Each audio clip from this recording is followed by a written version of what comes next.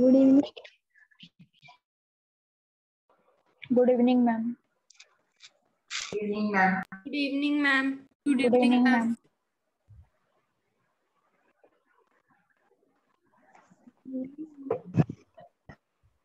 Ma'am science का exam बहुत अच्छा। अच्छा, we're going to discuss that only later. Just give me a moment. Ma'am Yes.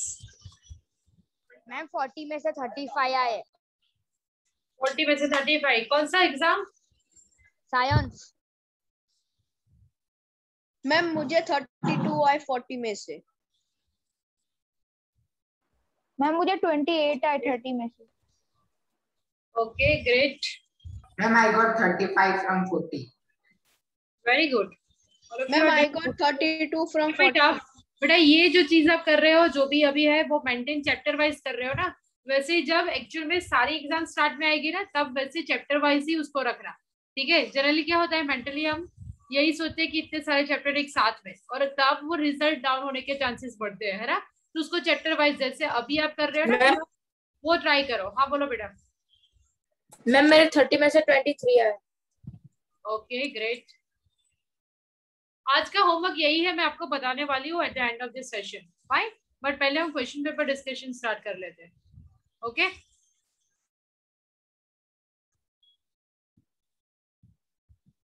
Ma'am बहुत easy paper था। बहुत इजी पेपर था।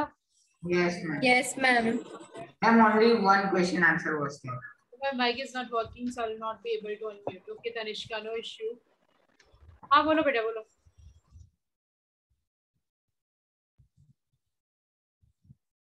मैम आज हम लोग पेपर डिस्कस करेंगे।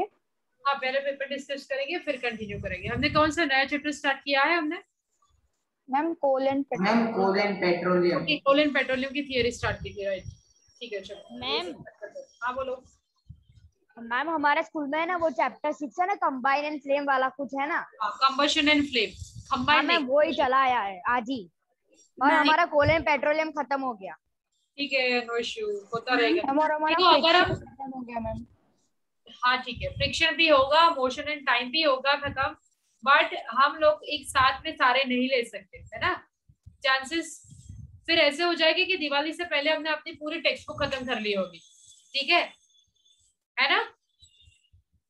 फाइन, फिर दिवाली के बाद हम क्या करेंगे, राइट। पूरा दिवाली के बाद मैम नहीं होता रहेगा। हाँ बोलो बेटा। मैम हमारे स्कूल में metals and non metals start हो गया। ठीक है, मेटल्स नॉन मेटल्स हमने स्टार्ट नहीं किया है ना, या किया है? नो मैम नहीं किया। ठीक है, वो भी करेंगे। फोर्थ नेक्स्ट हम देख लेंगे वो कौन सा लेना मैम है। बस हम चैप्टर लोग 2 ही 7 भी हो चैप्टर्स गया। है ना, हमारे स्कूल में 2 ही चैप्टर बस आगे चल रहे हैं, एक तो प्रेशर एंड फोर्स और एक फ्रिक्शन, बस यही 2 चैप्टर। ठीक है, बस चैप्टर्स को बाद में डिस्कस करते हैं। वैसे भी हमारे पास कोल एंड पेट्रोलियम है। देवम एक बात देखो बेटा कि पेपर आपने चेक किया होगा, अगर मिला होगा तो, या नहीं मिला है तब भी देखो कि आपने जो लिखा था, है ना, वहां पे कौन सी चीज मिस हो गई। फाइन, 26 अगर है तो वहां पे कौन सी चीज मिस हो गई है। मिस इन द सेंस ऐसा हो सकता है कि कुछ क्वेश्चंस आपने अटेम्प्ट ही ना किए हो, राइट। पॉसिबिलिटी है, राइट। वहां पे पॉसिबिलिटी है कि आपने कुछ क्वेश्चंस ही अटेंड नहीं किए होंगे, मे बी इसलिए हो सकता है। अगर अटेम्प्ट ही नहीं किए तो उसके मार्क्स ही नहीं होंगे। तो अटेम्प्ट ना करने के पीछे का रीजन क्या है पहले तो, है ना। क्योंकि हमने अगर 2-3 जो भी चैप्टर्स थे आपके सिलेबस में, तो हमने सारे क्वेश्चन आंसर्स को ट्राई किया है कवर करने के लिए, राइट। तो Yes, वो ma'am. ट्राई करो कि वो कंप्लीटली ब्लैंक क्यों आपको छोड़ना पड़ा, है ना। हमें ऐसे रेडी रहना है अपनी कोई भी एग्जाम के लिए, सिर्फ एग्जाम के लिए नहीं। अगर नॉर्मल टर्म में आपको मैं पूछूं कि कौन सा क्वेश्चन आपने मिस किया था बेटा, स्किप कहाँ पे किया था, आपने लिखा ही नहीं एग्जाम में, ऐसा कौन सा क्वेश्चन था? मैम अभी आया नहीं है पेपर आया नहीं, बट आपको पता आंसर की जो आंसर बेटा आपको पता तो होगा ना कि आपने कौन सा क्वेश्चन नहीं लिखा था, राइट। वो तो पता होगा कि कोई क्वेश्चन आपने लिखे ही नहीं थे। तो वो देखो कि वो क्वेश्चन क्यों कंप्लीटली ब्लैंक गया आपके तरफ से, है ना। कंप्लीटली जीरो क्यों था कंटेंट आपके माइंड में, है ना। Yes ma'am. कुछ तो उसके बारे में होना चाहिए। आप समझ रहे हो मैं क्या बोल रही हूँ? Yes ma'am. ठीक है, तो वो उसके ऊपर पहले काम कर रहा है कि वो कंप्लीटली वो कोई भी चैप्टर क्यों ना हो, लेंदी से लेंदी, या जो आपको लगता है कि टफ है, टफेस्ट, तो वहां पे देखोगे कंप्लीटली आप ब्लैंक नहीं होगे, और उसके लिए क्या करना पड़ेगा, रेगुलरली पढ़ना पड़ेगा। हम क्या करते हैं एग्जाम के टाइम पे पढ़ते हैं रेगुलरली, तब जब आपको स्कूल में या कहीं पर भी पढ़ाया जाए उसी दिन वो ओपन करके, मैंने हमेशा बोला है कि 5 या 10 मिनट निकाल के देख लो, बस देख लो, है ना। अब कंप्लीटली ब्लैंक किसी भी टॉपिक को लेके कभी नहीं होगा। फाइन, चलो पहले पेपर से स्टार्ट करते हैं।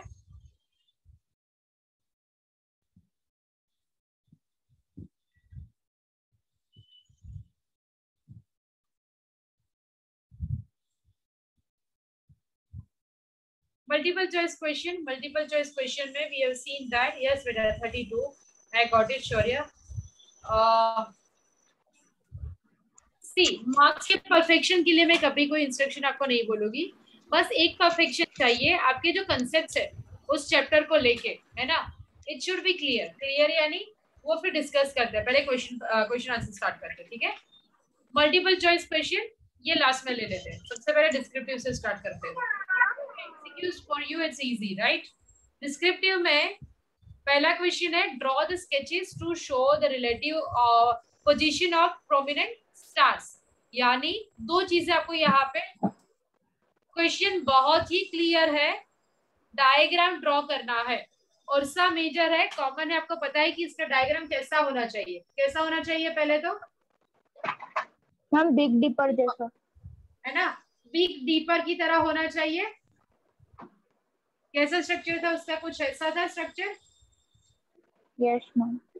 अब उसके नॉर्थ डायरेक्शन में, कहां से हमें उसका नॉर्थ डायरेक्शन में क्या कौन सा स्टार मिलने वाला है, पोल स्टार, है ना। तो उसके कॉर्नर्स पे हमने को दिखाने की बात की थी, ठीक है, और उसका जो लिडल है यहाँ पे, लिडल यानी उसका जो हैंडल जैसे स्ट्रक्चर है वहां पर बात की है, ठीक है। तो ये एक डायग्राम तो इजीली ड्रॉ हो गया।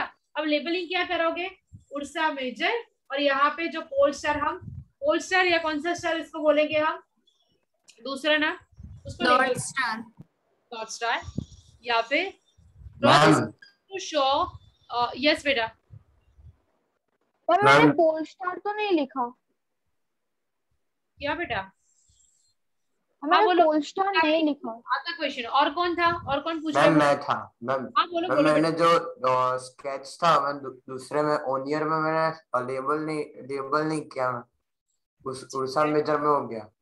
एटलीस्ट उर्सा मेजर के नीचे तो आपने रखा है ना बेटा नाम की, ये उर्सा मेजर है राइट। हाँ मतलब कि उसके ऊपर तो नेक्स्ट टाइम मेक श्योर कि जब ड्रॉ स्केचेस ड्रॉ करने के लिए बोले ना, मेक श्योर कि लेबलिंग होनी ही चाहिए। मैंने पहले भी बोला था, साइंस में एक ड्रॉप भी रखोगे ना आप, एक डॉट भी रखोगे ना, तब उसको लेबल करने वाले हो कि ये क्या है। भले ही आपको तो यही लगता है बेटा, हमें क्या लगता है कि मैम को तो पता ही है, सर को तो पता ही है, जो भी चेक करेगा हमें लेबल करने की क्या जरूरत है। पर जब भी आप पेपर लिखते हो ना, मेक श्योर कि आपके जो भी इन्विजिलेटर्स या जो भी आपके सुपरवाइजर्स या जो भी आपका पेपर चेक करने वाले हैं, ठीक है, उनको कुछ नहीं पता, वैसे ही आपके क्वेश्चन आंसर्स लिखने हैं आपको, तभी वो आप परफेक्शन लीप उसको कंप्लीट कर पाओगे। यानी कि आप यहाँ पे लोकेट करोगे, डायरेक्शन दिखाओगे कि यहाँ से नॉर्थ या साउथ या ईस्ट या वेस्ट जो भी है उस डायरेक्शन में ऊपर जाती है आपको एक स्टार मिलेगा। स्टार का नाम लिखो, ये क्या है, सप्तऋषि यानी 7 सेजेस। ये भी 7 सेजेस के नाम लिखने की जरूरत नहीं है, बट एटलीस्ट उर्सा मेजर लिख लो, ठीक है। क्योंकि ये क्वेश्चन आप देखो, मैंने क्या बोला था, मार्क्स बेटे देखना हमेशा 4 मार्क का क्वेश्चन है, ठीक है। 4 मार्क का मतलब क्या बेटा, सिर्फ इतना ही आप करके छोड़ दोगे तो नहीं चलेगा, है ना, लेबलिंग चाहिए। ओरायन के अंदर कैसा था स्ट्रक्चर, एक हंटर का स्ट्रक्चर ड्रॉ करना है, यानी उसका सेल्ड ड्रॉ करो। मैम मैंने उसका हंटर लाइक उसका स्ट्रक्चर लेबल ही ड्रॉ, मेरे को नहीं आता था इसलिए मैम मैंने उसका हंटर लाइक स्ट्रक्चर ही ड्रॉ किया है। हाँ हाँ ठीक है मैम और सीरियस स्टार ड्रॉ किया है। मैंने सीरियस को लोकेट नहीं किया मैम। Very good. वहां पे क्या लिखा है, draw the sketches to show the relative position of prominent stars also, यानी उसके रिलेटेड अगर कोई स्टार को हमें ढूंढना है तो वो भी लेबल करो। क्वेश्चन में एकदम क्लियरली मेंशन है, ठीक है। तो यहाँ पे क्वेश्चन का वेटेज कैसे होगा, 2+2, यानी अगर स्टार को लोकेट करोगे तो 2 और कॉन्स्टेलेशन के लिए भी 2, कई बार वो 3+1 भी हो सकता है। ये हो गया कॉन्स्टेलेशन के लिए और ये स्टार को लोकेट करने के लिए, ठीक है। हमारे केस में वो 3+1 है, 3 कॉन्स्टेलेशन के लिए और 1 स्टार के लिए, ओके। तो आप लोकेट करोगे, उसका जो डायग्राम है यहाँ पे लेबलिंग के लिए सिर्फ एक ही चीज की जरूरत है। किस चीज की? लेबलिंग में बेटा यहाँ पे स्टार्स के नाम नहीं बताने।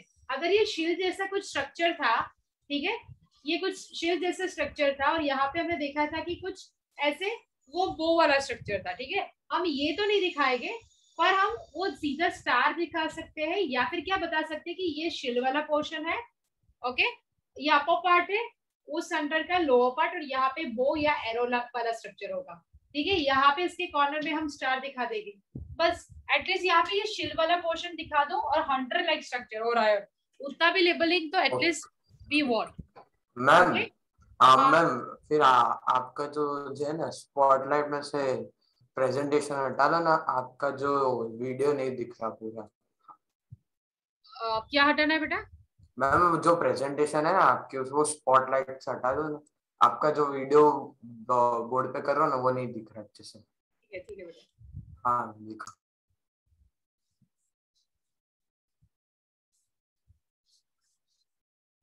ओके, अब नेक्स्ट क्वेश्चन क्या है?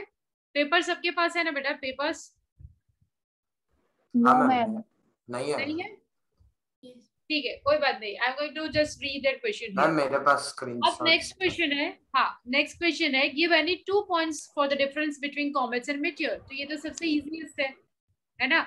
मेटियोर और कॉमेट के बीच में आपको पता है कि कॉमेट में क्या होता है, स्टार्ट ही कहाँ से होगा कॉमेट में?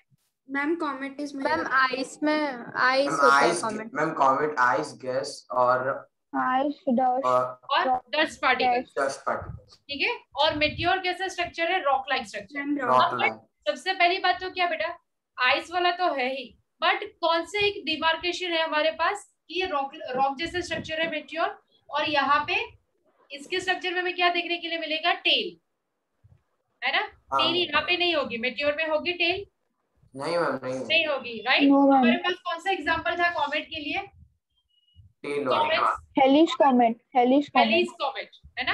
मेटियोर के लिए तो पहले तो मेटियोर है क्या, ये बताओ, मेटियोर क्या है? Shooting star. कहाँ से सेपरेट हुआ है एट द एंड? तो एस्ट्रॉइड से। एस्ट्रॉइड कहाँ से सेपरेट हुआ है? तो फिर कॉमेट से, है ना। तो ये क्लियर हो गया यहाँ पे। What is it? सेकंड, वो किससे बना है आपने बताया, dust particle and all. Third हो जाएगा कि जितना भी वो सनलाइट के नजदीक जाएगी उसकी टेल कैसे बनती जाएगी? ब्राइट, और वो लॉन्गर पीरियड लगाती है किस चीज के लिए? सर्कुलर पाथ या एलिप्टिकल। यहाँ पे कैसा पाथ होगा कॉमेट में? 200 इयर्स लगाती है, यानी कि कुछ ऐसा होगा। बट मेटियोर में चांसेस है कि वो, मेटियोर में क्या चांसेस है? वो रेंडमली घूम रहा होगा। Can we say that meteor अगर वो किसी ग्रेविटेशनल फोर्स में आ गया जैसे अर्थ के, ठीक है, तो उसका सर्कुलर पाथ वहां पे कैंसिल हो जाएगा, राइट। अब कॉमेट का क्या है? 76 ईयर के बाद, जैसे हमने हेलीज में देखा था, ठीक है, वो बहुत टाइम के बाद दिखती है, राइट। इसमें बहुत सारे पॉइंट्स है जो हम डिस्कस कर सकते हैं बेटा, बट ये क्योंकि क्वेश्चन 2 मार्क का है, एटलीस्ट एक पॉइंट के लिए आपको मिलेगा हाफ, दूसरे पॉइंट के लिए हाफ, यानी पूरे एक पॉइंट के लिए फिर 1 मार्क मिलेगा। तो एटलीस्ट उसके रिलेटेड मेन पॉइंट्स लिखो, right. At least 3 point should be there. अगर 2 मार्क का है ऐसा भी लिख सकते थे ना, सॉरी हम ऐसा भी लिख सकते थे ना कि है ना, जो मीटियोर है वो रॉक डेब्रीज है। यस करेक्ट, रॉक डेब्रीज है। और व्हाट अबाउट कॉमेट्स? वहां पर भी हार्ड स्ट्रक्चर होगा, बट वहां पे chances ma'am you are going to see the tail like structure. What is the tail? हाँ बोलो बेटा। Ma'am, can we write like that when the meteors come to the Earth's surface, it vaporizes, whereas comets do not vaporize? Right. Comets में तो क्या है? Generally, comets is going to वो trap होती है पहले हमारे एटमॉस्फेयर ग्रेविटेशनल पुल के नजदीक में। चांसेस कम, इट्स हैविंग ऑलरेडी बहुत चांसेस कम है, राइट।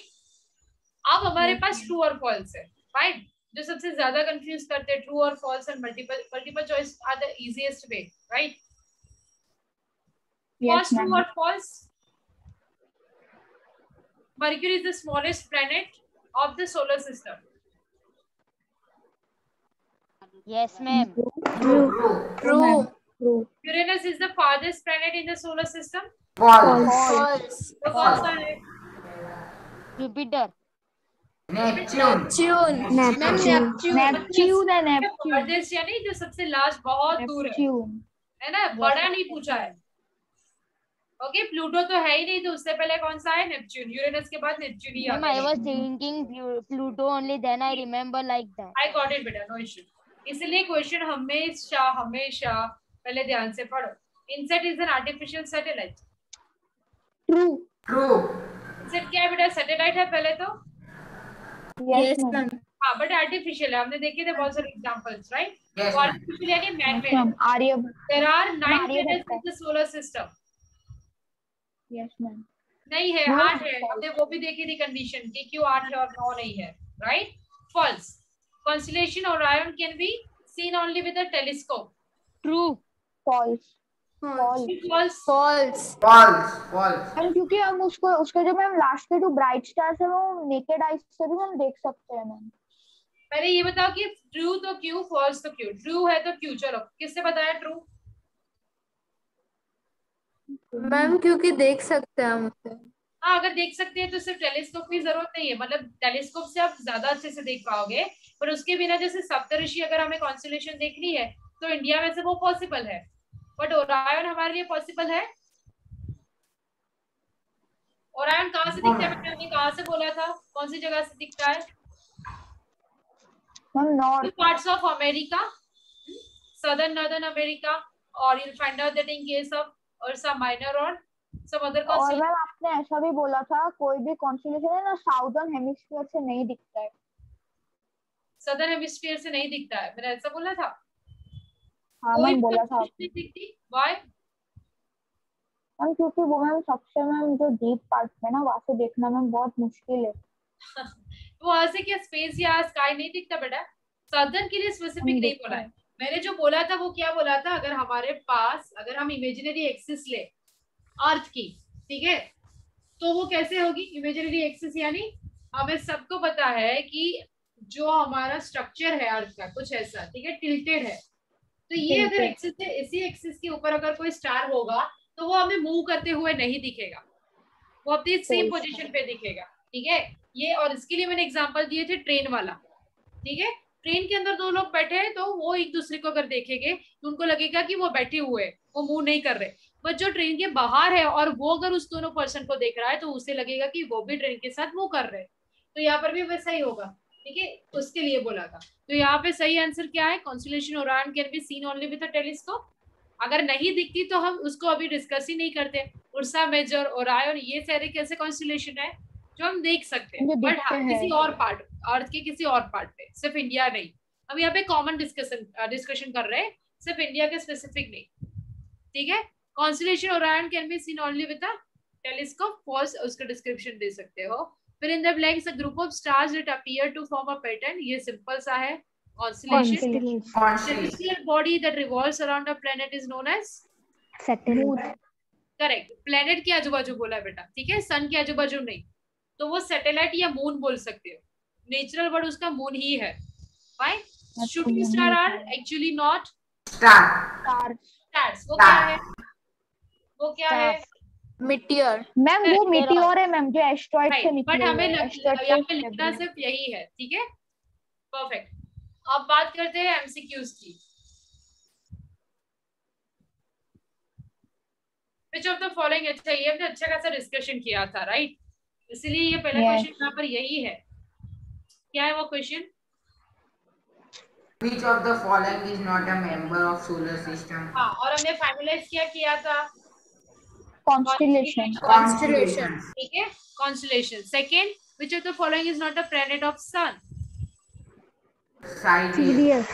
Simple है, Sirius. Is what बेटा? Sirius is star, right? Question 3, planet which is nearest to the sun. कौन सबसे नजदीक में है? मर्क्यूरी। ओके। फार्देस्ट प्लेनेट, अभी दोनों क्वेश्चन सेम ही है, right? The largest planet in the solar system अब आएगा जुपिटर। ब्राइटेस्ट प्लेनेट बोला है, हाँ, Venus. स्टार मान लेते हैं। वीनस। अगर वो रिंग्स के बारे में बोले तो क्या आएगा answer? Saturn. Okay, very good. Then evening star, morning star, Venus. Actually वो स्टार है? No ma'am. It's a planet. Ma'am बस वो मैम सनराइज और सनवेस्ट के बाद मैम दिखती है ना बहुत ब्राइट, इसलिए हम उसको इवनिंग और मॉर्निंग स्टार बोलते हैं। करेक्ट बेटा। Orion is a constellation, simple. Constellation. हमारी गैलेक्सी का नाम मैंने बताया था, कौन Milky सा Way है? galaxy. Milky Way. Milky Way. Which star is nearest to the earth? Sun. Sun.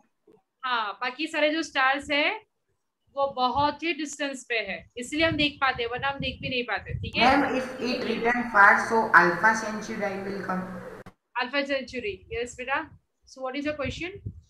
Ma'am, if it is written that which is the farthest star from Earth, so it will Alpha Centauri. पहले Alpha Centauri है कि हमने कहाँ पे discuss किया था Alpha Centauri? Ma'am, it is a star. It is a star. Alpha Centauri ma'am 4.3 light years दूर है हमारे अर्थ से।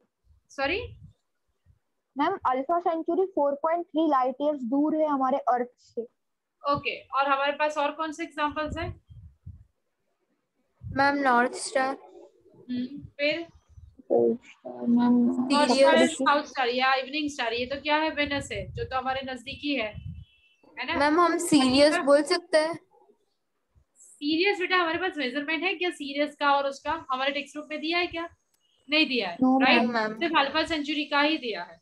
So ma'am, we can ma'am write. सन का दिया है 8 लाइट मिनट्स। हाँ, सन का दिया है, वो 8 लाइट है। 8 मिनट यानी 8 मिनट में वो सनलाइट पहुंच जाएगी हमारे यहाँ पे। फिर वो डिस्टेंस नहीं है, फिर भी है ना, वो डिस्टेंस नहीं है। तो क्या होगा बेटा? सही है आंसर। हाँ बोलो, आप क्या बोल रहे हो? बोलो बेटा, आप क्या बोल रहे थे? Nothing, ma'am. Okay fine. चलो कोल एंड पेट्रोलियम से स्टार्ट करते हैं। आप कोल एंड पेट्रोलियम में मैं लास्ट कौन सा चीज डिस्कशन किया था बेटा? मैम टाइप्स ऑफ कोल किया था और भी किया। टाइप्स ऑफ कोल, हाँ राइट। हमने Coal. 3 टाइप, 3-4 जो भी, बिट्यूमेन, फिर कौन सा था और कौन से एग्जांपल स्टडी किए थे बेटा? फिर से पूरा रिवाइज कर लेंगे आप, ठीक है? लास्ट टॉपिक कहाँ पे खत्म किया था? स्टोरी ऑफ कोल किया था, कार्बोनाइजेशन वाला। और वहां पे हमने कोक, कोल्टर, कोलगेट क्या है वो भी देखा था, राइट? हाँ या ना? Yes, ma'am. May I say the type of coal? Yes. Yes, ma'am. Ma'am, the type of coals are lignite, bituminous, anthracite. Correct. और उसमें से कौन सा वाला सबसे ज्यादा प्योर फॉर्म है? Ma'am, anthracite, ma'am. 90 to 95%. 90 to 95%. Right. मैं नोट कर लिया। अब नेक्स्ट जो पोर्शन है हमारा, हम स्टार्ट करेंगे पेट्रोलियम से, राइट? पेट्रोलियम से पूरा स्टार्ट करेंगे।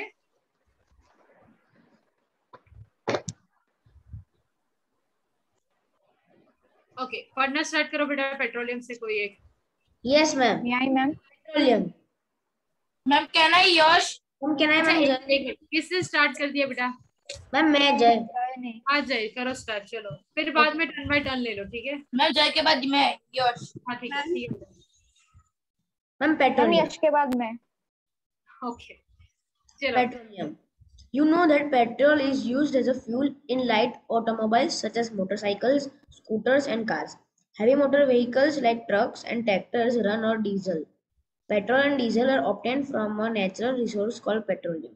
The word petroleum is derived from petra, rock, and oleum, oil, as it is mined from between the rocks under earth as shown in figure 5.4. Do you know how petroleum is formed? Petroleum was formed from organisms living in the sea. As these organisms died, their bodies settled at the bottom of the sea and got Okay. covered. अब यहाँ पे क्या समझ में आ रहा है? कोल का formation और पेट्रोलियम के फॉर्मेशन के बीच का डिफरेंस क्या है बेटा? कोल कैसे फॉर्म हुआ था? मैम वो लैंड में फॉर्म हुआ था और मैम वो लैंड में फॉर्म हुआ था कार्बोनाइजेशन की वजह से। पेट्रोलियम ओशन में। अच्छा ठीक है। अब आपने देखा होगा कि चांदखेड़ा पे ओएनजीसी का एक साइट है ना? ओएनजीसी ग्राउंड भी पता होगा, ओएनजीसी का एक साइट है। बहुत और भी जगह है, बट क्योंकि हम अहमदाबाद में तो हम उसको डिस्कस कर रहे हैं, राइट? ये जो साइट है वो क्या है? आप देखोगे कि कुछ स्पेसिफिक साइट पे उसको ड्रिल किया जाता है। ड्रिल यानी क्यों? किस चीज के लिए? हमें अगर उसके रिसोर्सेज पता चलते हैं तो वो रिसोर्सेज पे ड्रिल किया जाता है बहुत ही डीप डाउन अर्थ में, और वहां से ये पेट्रोलियम निकाला जाता है। ठीक है, अब कोल एंड पेट्रोलियम निकाला जाता है। अब कोल के लिए हमारे पास एग्जाम्पल कौन सा है? अगर डीप डेंस फॉरेस्ट अगर पूरा का पूरा बरी हो जाता है due to that higher pressure and temperature, वो किस में कन्वर्ट होने वाला है? कोल में, है ना, क्योंकि वो है क्या एक्चुअल में higher temperature and pressure. Yes अगर आप मैम, जब वो मैम दोगे बरी होता है मैम तो वो उसमें लकड़ी की, हाइड्रोजन और ऑक्सीजन उठ जाता है। अगर आप लकड़ी को हायर प्रेशर और टेम्परेचर दोगे तो वो किस में कन्वर्ट होगी एट दी एंड? यहाँ पे कोल, जैसे हम लकड़ी को जलाते हैं, वुडन लॉग्स को जलाते हैं, right, so the end product will be our coal, कोलसा, राइट। तो यही प्रोसेस कहाँ पे हुई? अंडरग्राउंड। किसकी वजह से? टेम्परेचर राइज अप और प्रेशर की वजह से। अब हमारे पास पेट्रोलियम है, पहले तो ये समझना पड़ेगा कि पेट्रोल क्या है, पेट्रोलियम क्या है। ठीक है, पेट्रोल जनरली हम यूज करते हैं फ्यूल की तरह, ठीक है, जितने भी ऑटोमोबाइल इंडस्ट्रीज है या इंडस्ट्रीज है वहां पे यूज करते हैं।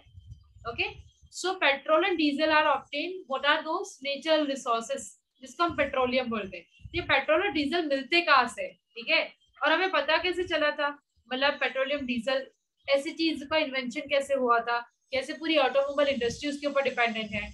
अभी बहुत ही कम इंडस्ट्रीज है जो इलेक्ट्रिक कार या किसी और एनर्जी से, जैसे कि सोलर पावर से, ऐसी चीजें यानी ऑटोमोबाइल चीजें बनाते हो।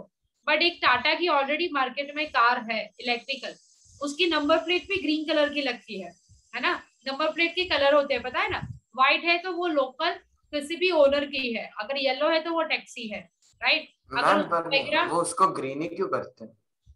बेटा हमने वो सिंबल रखा है ये आइडेंटिफाई करने के लिए। रोड के ऊपर व्हीकल को हम सेपरेट कैसे कर सकते हैं कि इलेक्ट्रिकल कार है, राइट, तो हमने उसको ग्रीन, ग्रीन इसलिए क्योंकि वो ग्रीन एनर्जी है, वो कोई भी कार्बन इम्पैक्ट नहीं करने वाली है हमारे अर्थ के ऊपर। कार्बन इम्पैक्ट यानी उससे जो भी फ्यूअल या जो भी उसका बाय प्रोडक्ट वो रिलीज हो रहा है वो कार से, ठीक है, वो कैसा है? ग्रीन। ग्रीन यानी क्या? जो एनवायरमेंट को हार्मफुल नहीं है। अगर कोई चीज आपने इलेक्ट्रिकली चार्ज करके रखी है और फिर उसको यूज कर रहे हो तो आप कौन सी एनर्जी यूज कर रहे हो यहाँ पे? इलेक्ट्रिक, है ना। इलेक्ट्रिक यहाँ एनर्जी। पे आप कोई भी कार्बन एमिशन यानी पेट्रोल डीजल को यूज करने पर कार्बन एमिशन यानी carbon monoxide, carbon dioxide release होता है कार से, राइट, जो कि एयर में जाता है, और इसी की वजह से हम ग्लोबल वार्मिंग फेस कर रहे हैं। Most of the reason is that only, है ना। ऑटोमोबाइल इंडस्ट्री भी रिस्पॉन्सिबल है, बाकी के इंडस्ट्रीज, बाकी के रीजंस भी है, बस सबसे पहले ऑटोमोबाइल। व्हीकल्स देखो आप, हमसे ज्यादा तो व्हीकल्स हो गए शायद, ऐसा लग रहा है। एक एक घर से दो तीन व्हीकल्स तो होते ही है ना। कैन यू इमेजिन कितनी पॉपुलेशन है इंडिया में, सिर्फ इंडिया में, राइट। तो अगर ये इलेक्ट्रिकल हो जाएगी तो हम काफी हद तक वो डिफरेंसेस ला सकते हैं, right.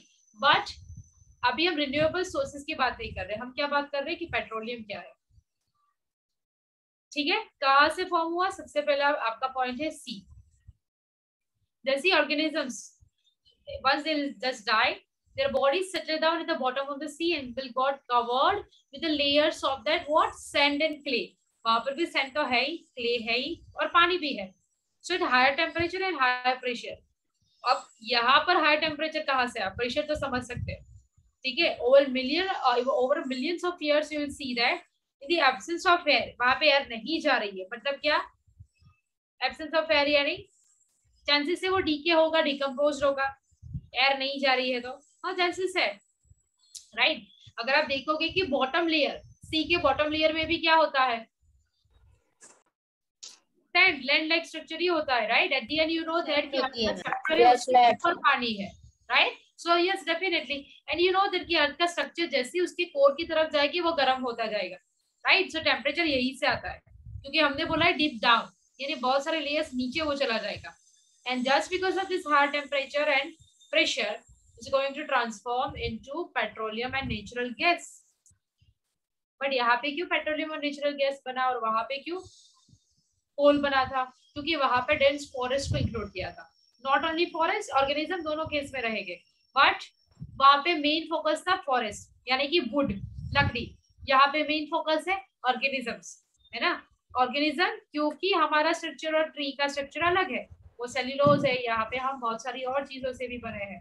So we are going to get converted into those petroleum products. Ma'am कि हमारे, हाँ बोलो बेटा। मैम कोल ज्यादा जरूरी है कि पेट्रोलियम? दोनों। आपको क्या लगता है क्या जरूरी है? मैम पेट्रोल नहीं होगा तो गाड़ी नहीं चलेगी। हाँ अभी तो हमारे पास ऑप्शन है बट वो मैम कोल नहीं होगा तो commercialized है। इलेक्ट्रिसिटी भी नहीं मैम आएगी। देखो मैम दोनों इम्पोर्टेंट है। मैम हाँ बोलो बेटा। आप आएंगे तो फिर मैं बोलता हूँ। बोलो बेटा। मैम जैसे कि इलेक्ट्रिक कार्स आ रही है, टेस्ला आ रही है, तो राइट। जब उसका एक्सीडेंट होगा तो मैम झगड़ा किसके साथ करने का? सॉरी। मैम जैसे कि कोई भी आपका एक्सीडेंट होता है तो सब लोग झगड़ा करते हैं, तो इलेक्ट्रिक कार पे किसके साथ करने का? देखो इलेक्ट्रिक कार अगर है तो सामने भी कार तो होगी ना, होगी या नहीं होगी? हाँ मैम होगी। यस मैम होगी, मैम पर पर दोनों अभी ऑटो झगड़ा पायलट क्या हो। रिलेटेड कुछ है ही नहीं। मैम पर दोनों ऑटो झगड़ा नहीं, पायलट वो हो कार तो को ही तोड़ टेक्निकल एरर डालेंगे। के चांसेस पहले तो बहुत ही कम है। ऑटो पायलट मोड पे जो भी कार्स होते हैं ना, उसका सबसे पहला टेस्ट आपको पता है क्वालिटी टेस्ट कौन सा होता है? सबसे मैम पहला उसका क्वालिटी सेंसर्स। टेस्ट ही यही होता है कि एक्सीडेंट ना हो। उसी के बेस पे मार्केट पे उसको अप्रूव किया जाता है, क्योंकि वो ऑटो पायलट मोड पे, यानी जितने भी लोग जहां से भी वो गुजरने वाली है वो कार, ठीक है, ये सारी चीजें सबसे पहले कौन सी चीज हमें ध्यान में रखनी है कि वो कहीं पे ठोक ना दे, है ना। तो पहला क्वालिटी टेस्ट अगर ये पास नहीं होगा हर जगह पे, तो वो कार पहले तो अप्रूव ही नहीं होगी। ये कुछ ऐसा है कि मशीन उससे ज्यादा एररलेस काम। हाँ बोलो बेटा। मैम जो अब जैसे साग्निक ने पूछा कि कोल ज्यादा जरूरी है या फिर पेट्रोलियम, तो अब दोनों में ऑप्शंस है। कोल नहीं होगा तो हमारी इलेक्ट्रिसिटी भी नहीं आएगी, तो उसके लिए सोलर पैनल है, और जो पेट्रोलियम है उसके लिए इलेक्ट्रिक कार्स है, तो सीएनजी। और ओके, आयरलैंड के बारे में सुना है किसने? आयरलैंड। हाँ मैम सुना है। हाँ मैम सुना है। वो जो जगह है, it's a combination of thunder and ice, यानी थंडर आप बोल सकते हो कि वॉल्केनो, वहां पे पूरा आइलैंड एक्टिवेटेड वॉल्केनो के ऊपर बैठा हुआ है, वहीं पे है, ठीक है। हाँ मैम यानी उसके गिरोह में से वो एक्टिव वॉल्केनो दिख सकता है, ठीक है, वैसी कंडीशन है। और दूसरा कि वो रीजन बहुत ही ठंडा है। अब मैम वो उनकी पूरी जो कंजप्शन है किस चीज की, पूरी एनर्जी, म्हणजे जस्ट अ सेकंड बेटा, दृष्टि जस्ट अ सेकंड। मैम एक बात बोलो आइलैंड के। हाँ बोलो बेटा। मैम जो वॉल्केनिक के एक्टिव वॉल्केनोज वहां पे जो सी एरियाज में है ना, एक दो वॉल्केनोज, वो एक्टिव वॉल्केनोज डायरेक्ट जो उनका लावा होता है मैग्मा, वो डायरेक्ट सी वाटर से मिक्स हो जाते हैं। करेक्ट। और पता है कि उन लोगों को ना स्टोव वगैरह की जरूरत नहीं पड़ती। जब भी उनको खाना बनाना है, बेकरी आइटम 200 डिग्री, जितनी भी डिग्री सेंटीग्रेड पे कोई चीज बनानी हो, वो सीधा अपनी जमीन को खोदते हैं, वहां पे अपना जो भी पैन रेडी है उसके अंदर डो वगैरह डाल के वो अंदर डालते हैं और फिर उसको रख देते हैं ढक के, जितने टाइम पीरियड के लिए उन्होंने डिसाइड किया है। थोड़े टाइम पीरियड में उनकी बेकरी आइटम यानी कि ब्रेड, केक रेडी हो जाती है। नेटफ्लिक्स पे एक पूरा शो है जो इसी के ऊपर है, completely 100% pure form of energy कैसे जनरेट होती है अर्थ के अलग अलग हिस्सों में। सबसे पहला एपिसोड वहां पे आयरलैंड का ही है, ठीक है। आप वहां पे देखोगे कि एनर्जी पूरा आयरलैंड जीरो वेस्ट है। जीरो वेस्ट यानी जीरो वेस्ट जनरेट भी करता है, पूरी की पूरी एनर्जी वो वॉल्केनो से भी जनरेट करता है, और उसका कंजप्शन और कार्बन एमिशन जीरो है। सबसे पहला एपिसोड ही उसका वही है, आयरलैंड का, ठीक है। अभी हम वो तो डिस्कस नहीं कर रहे हैं मैम और वो इलेक्ट्रिक कार्स में जो अभी करंट न्यूज है कि जो टेस्ला, एक यूएसए में एक पर्सन था जो नाइट ड्राइविंग कर रहा था, पर उसने ऑटो पायलट कर दी थी, और नाइट टाइम में जो मून था वो फुल मून था, और वो टेस्ला के एरिया में आ रहा था कि वो टेस्ला लग रहा था कि वो मून है, वो येलो लाइट है सिग्नल की, तो बारी बारी वो जो कार है ना वो स्लो डाउन हो रही थी, और ये चीज उसने कैप्चर करके ट्विटर पे भी इलॉन मस्क को टैग करके वो ट्वीट कर दिया। ओके, फिर उसके आगे की कोई केस स्टडी है बेटा? मैम ये वो अभी बहुत ही अच्छी रिसेंटली बात है कि आप ये केस स्टडी कर रहे हो, है ना। बहुत ही अच्छी बात है कि ये केस स्टडी आप कर रहे हो। ऑलवेज एक एक और सीरीज है, मैं हमेशा क्यों आपको एग्जांपल्स देते रहती हूँ, क्योंकि ये पूरी जो सीरीज है ना, ऑटो पायलट मोड पे कार कैसे काम करती है उसके ऊपर का स्टार्टअप है, जैसे एलन मस्क ने किया है, ठीक है। तो वहां पर ऑलवेज कोई भी स्टार्टअप हो, कोई भी नई कार हो या कोई भी नई चीज लॉन्च होती हो, वो अपने साथ एक ऐसी डिफिकल्ट टास्क लेके ही आएगी जिसके ऊपर, यानी जिसको ट्रबल शूट बोलते हैं, जिसके ऊपर काम इंप्रूवमेंट हो रहा होता है, ठीक है। यस डेफिनेटली अगर एक्सीडेंट होता है, टेक्निकल एरर के चांसेस है, बट अगर आप देखोगे कि तो एरर के चांसेस मशीन के मुताबिक हमारे में ज्यादा है, राइट। क्यों? क्योंकि मशीन के अंदर हमने प्रोग्राम फिट करके रखा है, राइट, वहां पे एरर के चांसेस कम है। बट हाँ डेफिनेटली हमारे यहाँ पे चांसेस ज्यादा हो सकते हैं, बट यस ये भी पॉसिबिलिटी है। आई एम नॉट सेइंग कि कंप्लीटली एक्सीडेंट नहीं होगा, एक्सीडेंट होगा तो अकेले भी तो नहीं होगा ना accident, there must be something in between of that car और समवेयर। मंजर आपका क्या क्वेश्चन है बेटा? हाँ बोलो, पहले बोलो। मैम मैं पूछ रही थी कि अगर अर्थ पे 2 मिनट ऑक्सीजन चला जाएगा तो इंसान तो मतलब इंसान खत्म हो जाएंगे, लेकिन मैम बिल्डिंग क्यों गिर जाएंगी फिर? मैं बोलूं आंसर? हाँ मैम बिल्डिंग जो कंक्रीट से बनी होती है ना, वो ऑक्सीजन की वजह से ही खड़ी रह सकती है। ऑक्सीजन की एब्सेंस होगी तो कंक्रीट नीचे गिर जाएगी। Manjar, would you like to say something now? No ma'am. Ma'am इसके बारे में मेरे पास पूरा एक वीडियो भी है। 3 सेकंड के लिए ऑक्सीजन अर्थ पे चली जाएगी तो पूरी अर्थ तबाह हो जाएगी। हाँ मैम 2 मिनट तो दूर की बात है। ओके ये बहुत ही अच्छी बात है, बहुत ही ज्यादा अच्छी बात है। आप इंटरेस्ट लेके यार ये सारी चीजों को देखते हो और पढ़ते हो। हाँ बोलो बेटा। मैम मुझे थोड़ा बिलेट वीडियो में मुझे मिला है, ये जो चैप्टर 17 का है मैम, उसमें ना सारे जो प्लैनेट्स का वो सरफेस दिखाया है मैम, जो सारे प्लैनेट्स है ना उसका सरफेस दिखाया है। अच्छा एक बात और यहाँ पे नोट करना चाहूंगी। Definitely you are in 8th standard, all of you are in 8th standard, so you know that exactly, but I would like to say one thing. हाँ बेटा ये सारे क्वेश्चन जो चैट बॉक्स में है, एक minute, there is a network issue. So Pankti okay, carbon burn होने से क्या सल्फर डाइऑक्साइड प्रोड्यूस होता है? Okay Sagnik, recording is on and Tesla name is coming, copyright strike will come on this video in YouTube. Okay yes अच्छा ठीक है।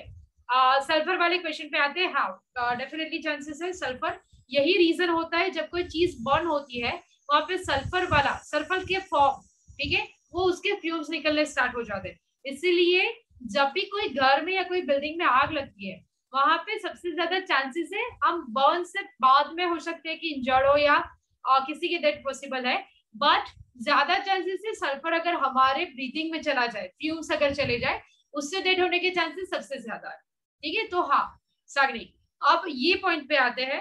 वो question क्या था? हाँ सरफेसेस के बारे में था, और मैं मुझे आपको एक चीज बता रही थी कि वीडियो जब भी रिफर कर रहे हो मेक श्योर, बहुत सारे लोग हैं सिर्फ यूट्यूब पे व्यूज और पैसे मिलने के लिए कोई भी इंटरेस्टिंग सी चीजें क्रिएट खुद से करके बनाते हैं, उसके बेस पे प्रूफ, किसी बेस पे होना चाहिए ना बेटा, प्रूफ होना चाहिए। अगर हम साइंस के स्टूडेंट है तो, है ना, अगर हम कोई स्टैंडर्ड साइट को देखेंगे, नासा का लाइव या हिस्ट्री चैनल का, डिस्कवरी का जो लाइव, ऐसी कोई स्टैंडर्ड चैनल देखेंगे या कोई एक ऐसा पर्सन, नासा ने प्रूफ किया था ना कि जो एलियंस है वो मार्स पे। अरे बेटा मैं आपको बोल रही हूं, आई एम नॉट सेइंग कि आप जो बता रहे हो वो कोई ऐसी चैनल से, what I am saying is always आपके पास एक स्टैंडर्ड सोर्स होना चाहिए, है ना। हेलमेट खरीदोगे तो ISI मार्क वाला ही खरीदेंगे, है ना, वैसे ही स्टैंडर्ड सोर्सेस होने चाहिए। मैम पर ये तो मैं जब शॉर्ट्स देख रही थी ना यूट्यूब के, तो तब भी मिल गया था ये वीडियो। मैम कल रात को मैम जब मैं देख रहा था ना मैम मार्स का जो मैम लाइव चल रहा था मार्स प्लेनेट का, तो मैम उसमें दिखा था कि इतना बड़ा कंकाल मिला है मैम। वो मैम बोल रहे थे कि बिग जायंट्स पहले रहते थे मार्स पे, है ना, उनका कंकाल मिला और एक नदी स्टोरी बनाने वाले, बेटा एक मिनट, ये स्टोरी बनाने वाले लोग हैं या स्टोरी जो बनती है, अभी पहले तो हम दो चीज बहुत ही क्लियर है, खुद से प्लेनेट पे, खुद से किसी प्लेनेट पे यानी ह्यूमन बींग्स कितनी जगह पे गए हैं? सिर्फ मून पे, है ना, और बिना खुद यानी ह्यूमन बींग के अलावा अगर हमने कोई चीज भेजी है तो वो कौन सी भेजी है? Satellite. Satellite robotic robot rovers जैसे भेजेगा है ना। वो रोवर क्या था, मार्स पे भेजा है रोवर। वो रोवर है क्या, वो फिर भी हमारे पास आपको पता ही है कि वो मिशन सक्सेसफुल था या नहीं था जो हमारे इंडिया से गया था। मैम सक्सेसफुल था। कुछ ही दिनों में हमारा रोवर गुम हो चुका था, सिग्नल्स लॉस्ट हो चुके थे, फिर उसके बाद भी 2-3 चीज और भी हुई, ठीक है। But the point is that कि हम खुद वहां पे हमारे पास जो भी डेटा अवेलेबल है वो कौन सा डेटा है, टेलीस्कोप से अवेलेबल डेटा है। कोई भी प्लेनेट की सरफेस को अगर हम स्टडी कर रहे हैं तो वो हमारे पास टेलीस्कोप से डेटा है। जब भी ये डायग्राम आपको दिखाते हैं ना, इमेज दिखाते हैं, ऑलवेज अगर वो स्टैंडर्ड होगा ना तो इमेज के साथ नीचे उसका डिस्क्रिप्शन होगा, डेट और कौन सा टेलीस्कोप और वो, या फिर वीडियो में नीचे कॉपीराइट्स के साथ लिखा होगा, ठीक है, कि ये जो हम शेयर कर रहे हैं। क्योंकि देखो नॉर्मल सी कोई भी इंसान ये चीज नहीं खींच पाएगा ना, हम यार आप क्या हम वो इमेज इजीली ले पाएंगे किसी सरफेस की, हमारे पास इतना अच्छा टेलीस्कोप कुछ है नहीं, है ना। तो जो भी शेयर कर रहा होगा ना, वो कोई इंस्टीट्यूट, यानी कि अगर हम ले रहे नासा को या रशिया का कोई स्पेस अगर ऑर्गेनाइजेशन है, वो अगर करेंगे तो हमेशा उनका एक स्टैंडर्ड साइट होगा। बट अगर उनकी इमेजेस को कोई रेफर कर रहा है ना, तो उसको कंपलसरी यूट्यूब में नीचे कॉपीराइट वाली इमेजेस के मैंने यहाँ से रेफरेंस लिया है डालना ही पड़ेगा। तो वहां पे डिस्क्रिप्शन में आपको मिलना ही चाहिए अगर वो स्टैंडर्ड है। अगर नहीं मिल रहा है तो समझ लो कि वो स्टोरीज है, ठीक है। ये स्टोरीज में हाँ बोलो बेटा। मैम अभी 1-2 मंथ्स अगो में जेफ बेजोस की जो कंपनी है स्पेस की, उसने रिकॉर्ड बनाया कि ओल्डेस्ट पर्सन और यंगेस्ट पर्सन, मतलब कि और रिकॉर्ड वाला वर्ल्ड्स यंगेस्ट और वर्ल्ड्स ओल्डेस्ट पर्सन को लेके, सॉरी मैम मैं बोल रहा हूँ, ओल्ड पर्सन और यंग पर्सन और जेफ बेजोस वो तीन स्पेस में जाके और ये रिकॉर्ड बना कि वो record of youngest person and oldest person to go in one mission only. थोड़े दिन पहले ही ये न्यूज में था राइट कि कमर्शियलाइजेशन हो चुका है। कमर्शियलाइजेशन किस चीज का, जैसे हम अहमदाबाद से बड़ौदा, अहमदाबाद से पेरिस या ऐसे किसी जगह पे जाते हैं, वो कमर्शियलाइज्ड है ना। पहले इतना इजीली नहीं जा पाते थे राइट, अभी तो बहुत सारे अच्छा खासा डेवलपमेंट है। वैसे कमर्शियलाइजेशन किस चीज का हो चुका है स्टार्ट, जाने का, ठीक है। क्या पता नेक्स्ट वो यहाँ पे वहां पे हो, है ना, पॉसिबिलिटी है ऑलवेज। उसके जो क्राइटेरिया कल तो मैम ये भी दिखाया था, ये ना मार्च पे पहले नदी थी। चलो ठीक है, अब हम कंटिन्यू करते हैं। रुद्र आपका कोई क्वेश्चन है बेटा? रुद्र हम बोल दिया जो बोलना था, ठीक है। चलो हम कंटिन्यू करते हैं पेट्रोलियम से अब। अच्छा मेरा स्क्रीन शेयर नहीं था, ओके अब शेयर करके स्टार्ट करते हैं। उससे पहले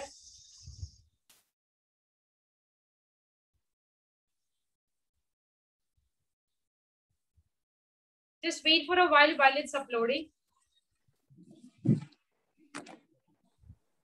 मैम इस बार आपने इतना इजी पेपर क्यों दिया था 30 मार्क्स का? A lot of human activities generate greenhouse gases, generating electricity, transportation. Ma'am आपने स्क्रीन शेयर नहीं की है? हाँ मैंने नहीं की है, मैं शेयर कर रही हूँ क्योंकि एडवर्टाइज चल रही है इसलिए, ठीक है। I am going to share it here, don't worry.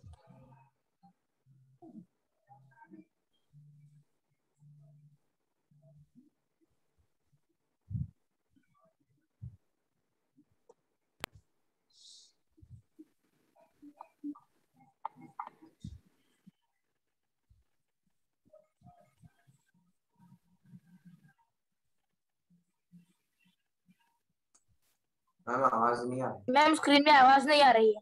मैंने बंद की है, आप 2 मिनट के लिए रुक जाओ, मैंने बताया तो पहले, क्योंकि एडवर्टाइज चल रही है, वो सुन के क्या करोगे आप? अगर आपके नहीं आ रही है तो बता दो मुझे। मैम कॉपीराइट है मैम, इसमें कहाँ से लिया? Today we shall learn about petroleum and its usage. Copyright आ जाएगा। Like coal. अब क्या हुआ? मैम उसने स्टार्टिंग में डिस्क्लेमर दिया। कॉपीराइट स्ट्राइक आ जाएगी, कॉपीराइट स्ट्राइक। मैम कोई नहीं मैम, वो फेक कुछ बार फेक कॉपीराइट स्ट्राइक भी होती है। वो बाद में डिस्कस कर लेते हैं बेटा, पहले पेट्रोलियम वाला देख लेते हैं, जनरेशन हमने जो थियरी स्टडी की है, ठीक है। Petroleum is also a fossil fuel, which means it is formed from the remains of dead organisms. But it is liquid as the process of its formation was much different from the formation of coal. Petroleum was formed from the remains of sea creatures. Okay, अब ये आ गया बेटा यहाँ पे main difference अगर पूछा जाए petroleum और कोल के बीच में, तो हमारे पास जो ऑर्गेनिज्म जो लैंड पे रहती है और सबसे ज्यादा तो क्या फॉरेस्ट, डेंस फॉरेस्ट, ठीक है, वो पूरे बरीड हो गए थे बिकॉज ऑफ व्हाट, फ्लड या फिर अर्थक्वेक, इसकी वजह से. अब यहाँ पे क्या है, जो क्रिएचर्स सी के अंदर रहते हैं, right, definitely they are going to buried there, land creatures तो नहीं जाएंगे, है ना. So you will find out कि दो पॉइंट्स हो गए यहाँ पे, कौन से, सी क्रिएचर्स और क्या, mostly sea creatures they are going to buried this petroleum, right. Sand or clay के नीचे due to higher temperature and pressure, we are going to see that they are going to bury it. As they died, their bodies settled at the bottom of sea or ocean and gradually got covered by sand, clay, etc. Over millions of years, absence of air, high temperature and high pressure transformed the dead organisms into petroleum and natural gas. All of us know how important petrol, diesel, etc. are. We get these fuels from petroleum. We also get kerosene from petroleum. Petroleum needs to be refined in the refineries to get these fuels. Raw petroleum or crude oil is a dark, oily liquid with an crude oil or raw petroleum means what? See, this is the side you will see from where we are drilling it, है ना, side पर से हम drill करते हैं. अब आपको एक क्वेश्चन होना चाहिए कि पेट्रोलियम हमने बोला है कि वो सी के अंदर मिलता है, राइट, यहाँ पर कैसे. So we are going to see two types there. आपने एक ओएनजीसी साइड देखी होगी कि कई बार वहां पे ओशन के बीच में आग लग जाती है ना, फायर का पूरा. ये एक्सीडेंट कभी भी अगर आपने सुना होगा तो वो ओशन के बीच में भी होता है. क्यों? बिकॉज ओशन के ऊपर जो ऑयल वहां पे डीप लीकेज हुआ है, वो ऑयल उसकी even if it's in between what, ocean, फिर भी अगर समझ लो कि यहाँ पे ऑयल ड्रिल हुआ, ऑयल लीकेज हुआ, ठीक है, तो यहाँ पे ये फायर कैच करने के चांसेस है. ये पूरा बहुत टाइम तक जलता रहेगा, है ना. We are having few examples, वहां पे बहुत सारे चांसेस है, हम देख सकते हैं कि कैसे उसको बंद किया जाए. But yes, chances are there. जब हम ऑयल कहाँ से निकालते हैं पूरा, ये इसकी साइट है, ओएनजीसी की जो साइट, इंडिया की बात करें इसलिए ओएनजीसी बोल रहे हैं, राइट. और ये यहाँ पे लैंड पे साइट है, वो उसको ड्रिल किया जाता है, बहुत डीप डाइव होता है, इसलिए इसका स्ट्रक्चर आपको दिखेगा कुछ ऐसा, राइट. ये नॉर्मल ड्रिलिंग नहीं है जैसे हम कहाँ पे करते हैं ड्रिलिंग. अगर हमें बोरवेल बनाना हो तब भी हम ड्रिलिंग करते हैं, आया ना, तब भी हम ड्रिलिंग करते हैं, बट वो ड्रिलिंग कम है. नॉर्मली कोई भी लोकल वो अगर वो वेंडर है तो वो ड्रिलिंग कर पाएगा नॉर्मल से ड्रिलिंग मशीन से, ठीक है. बट यहाँ पे हम बहुत ही ज्यादा डीप डाउन जाने वाले हैं. Now the point is that coal और पेट्रोलियम के बीच का डिफरेंस, ओके, वहां पे सी क्रिएचर्स है. नाउ एक अगर आप रियल लाइफ में एग्जांपल देखोगे तो वो कौन सा है, पहले ये वीडियो खत्म करते हैं फिर वो डिस्कस करते हैं. Unpleasant smell. It is extracted from Earth's crust through a deep oil well. A huge pump extracts the petroleum through this deep oil well. Petroleum is a complex mixture. Petroleum refining means separating its components and it is करने पर एक mixture मिलता है, वो कैसे sticky black colour का होता है. It's a mixture of what? It's a mixture of so many complex substances. वो रॉ पार्ट है. रॉ यानी क्या, बहुत ही कच्चा और यानी प्योर फॉर्म जो आपने सीधा निकाला है अर्थ से, ठीक है. अब उसको रिफाइंड यानी क्या, जैसे हम अगर पानी लेते हैं उसको प्योरीफाई करते हैं, ठीक है, बाकी सारी चीजें रिमूव करके, राइट. अलग अलग टाइप का waste material, biological waste, physical, chemical waste. वैसे यहाँ पे जो रॉ मटेरियल है, बाकी के एक्स्ट्रा चीजें हम उसको सेपरेट करते जाते हैं. That is known as refining, oil refineries, ठीक है. हम लास्ट वाले पॉल्यूशन वाले चैप्टर में पढ़ेंगे कि ऑयल रिफाइनरीज से कैसे एनवायरमेंट को इफेक्ट या carried out at petroleum refineries. अब ये इम्पोर्टेंट है. This separation process is. ये क्या है, पहले तो ऑयल रिफाइनिंग. इसको जब हम रिफाइन करेंगे, नॉर्मली क्या करते हैं, क्रूड ऑयल, क्रूड यानी जो रॉ फॉर्म में हमें ऑयल मिला है वो, उसको हम एक यहाँ पर चैम्बर में से पास करेंगे. और उसको हम हीट प्रोवाइड करेंगे। अब यहाँ पे जो अलग अलग मिक्सचर के सब्सटेंसेस प्रेजेंट है वो अपने अपने टेम्परेचर पे वहां पे अलग हो जाएंगे। यानी कि अगर हमारे पास एक ग्लास है, ये ग्लास को हमने भर के रखा है, सपोज ये पानी होगा, उसके अंदर हमारे पास सैंड भी है, उसके अंदर हमारे पास ग्रास भी है, हमने इसके अंदर और क्या डाला है, स्टोन्स और ग्रेवल्स भी डाले हैं, हमने उसमें मिट्टी भी डाली है, हमने उसमें ऑयल डाला है, ग्रीस डाला है, कॉटन डाले हैं, ठीक है। अभी अलग अलग टाइप के सब्सटेंस है। अब यहाँ पे वो चीजें फ्लोट करेगी जो लाइट वेटेड है। अगर ऑयल है तो वो सेपरेट हो जाएगा पानी से, ठीक है। सैंड होगी तो सेटल डाउन हो जाएगी, मिट्टी में जो पार्टिकल डेंस होंगे वो भी सेटल हो जाएगी या फिर किसी और लेयर में होंगे। वैसे ही जो क्रूड ऑयल मिलता है वो मिक्सचर होता है किस चीज का, petrol, naphtha, kerosene, diesel, fuel oil, residues. यानी ये सब जो है वो अलग अलग अपने डेंसिटी के मुताबिक, या फिर जब आप उसको हायर टेम्परेचर यानी 350 डिग्री सेंटीग्रेड सपोज यहाँ पे है, ठीक है, जब आप उसको बॉईल करोगे, हीट प्रोवाइड करोगे, ठीक है, तो वो अपने अपने टेम्परेचर पे अलग हो जाएंगे। यानी कि क्या, अगर किसी का बॉइलिंग पॉइंट समझ लो कि 40 डिग्री सेंटीग्रेड है, यानी 40 डिग्री जैसे ही आप उसको प्रोवाइड करोगे वो किस में कन्वर्ट हो जाएगा, वेपर में। बट उसी टेम्परेचर में आपने कोई और भी सब्सटेंस डाल के रखा है जिसका बॉइलिंग पॉइंट 100 डिग्री है, तो वो कब इवेपोरेट होगा, जब वहां पे टेम्परेचर 100 डिग्री रीच होगा तब। तो सबसे पहले कौन सा सेपरेट हो गया वेपर के फॉर्म में, ये वाला सब्सटेंस, और बाकी कौन सा रह जाएगा, ये 100 वाला। तो हम दोनों को सेपरेट कर पाएंगे डेफिनेटली, राइट। तो ये कुछ ऐसा है कि यहाँ पे जो लेयर्स बनेंगे हम अलग अलग उसको सेपरेट कर पाएंगे, ठीक है। पहले हम फ्लोटेड लेयर्स को अलग कर लेंगे, फिर ऑयल को हम सोक करेंगे पेपर से एब्जॉर्ब करके, फिर कॉटन को हम फिल्टर करके अलग कर सकते हैं, या फिर सैंड को भी, ठीक है। तो यहाँ पर ये जो फिल्ट्रेशन यूनिट तो नहीं बोलेंगे, इसको बोलेंगे रिफाइनरी। रिफाइन यानी क्या, रिफाइन का मतलब है it's not purification, okay, it's not filtering, it's refining. Refining यानी कि इसके अंदर जो कंपोनेंट्स है उसको सेपरेट करना, हम उसको किसी और चीज में कन्वर्ट नहीं कर रहे, जो है उसी को सेपरेट कर रहे, ठीक है। Known as fractional distillation. This process is actually for separating chemical components by their boiling point. Mixture is heated to a temperature at which one or more fractions of the compound will vaporize.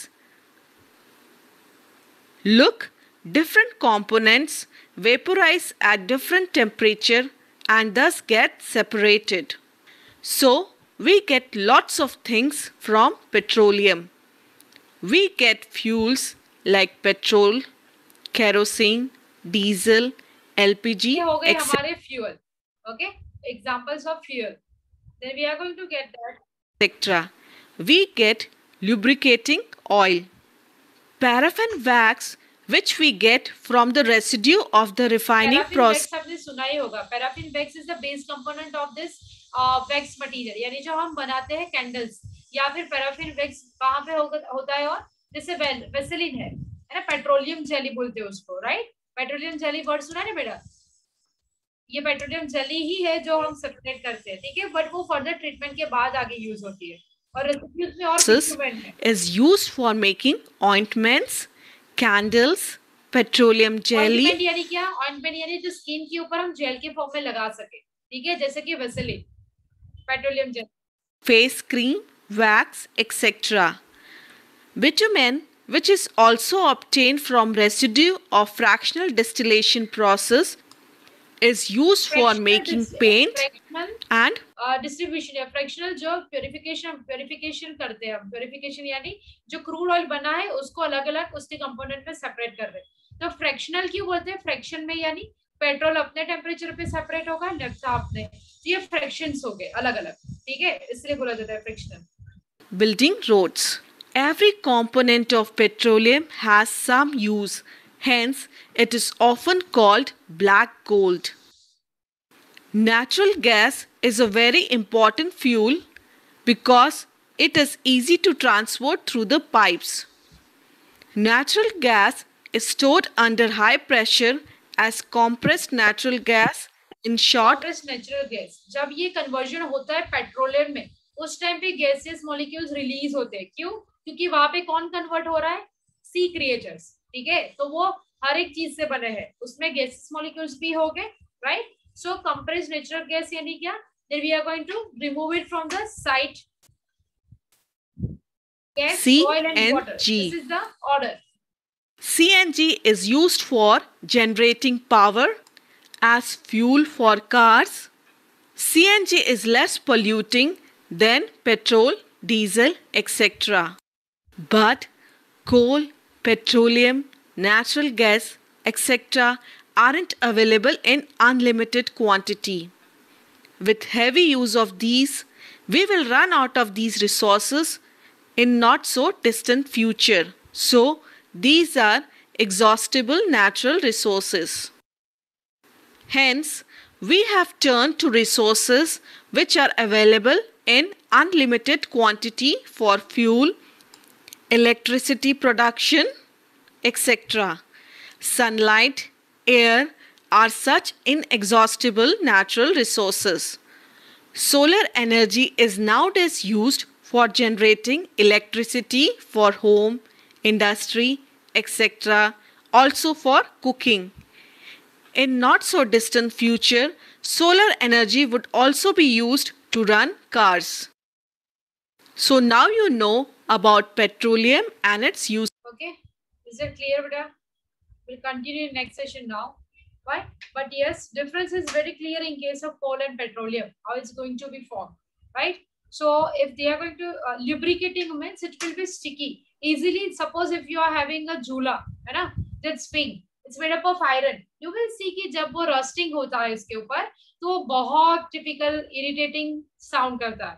तो हम क्या करते हैं, oiling करते हैं.